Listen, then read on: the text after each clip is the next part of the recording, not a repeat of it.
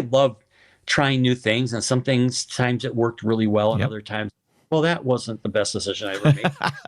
I'll Yeah. never forget when I started teaching improvisation. It was many, many years ago.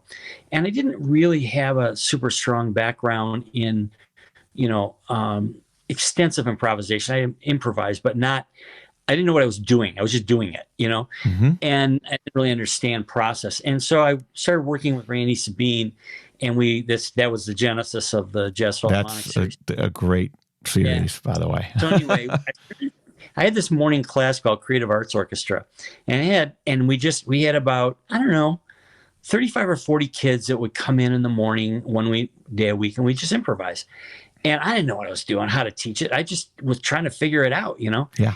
And I'll never forget. And I got a lot better as the years went on. I did it for a series of years and got a lot better at it. But it was way out of my comfort zone. And I'll never forget this. I had this one young lady, and there's some really great players that came out of that class. Jeremy Kittle was one of them. One of the great improvising violinists, on the planet.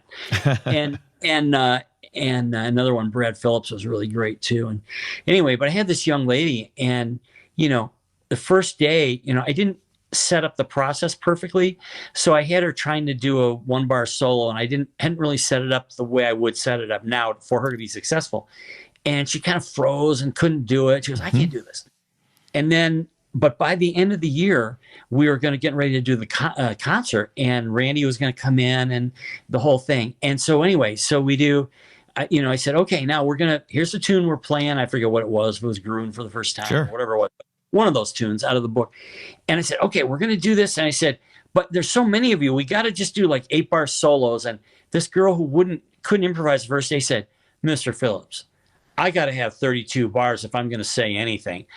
Wow. I went, I don't know if I can play 32 bars.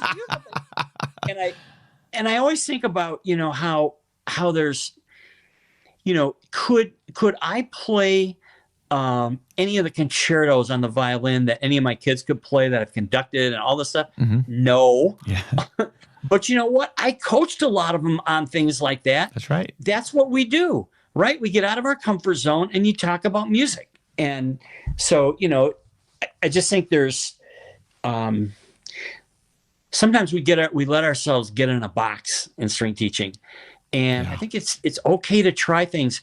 And, it wouldn't I don't think the world would end if you decided on a concert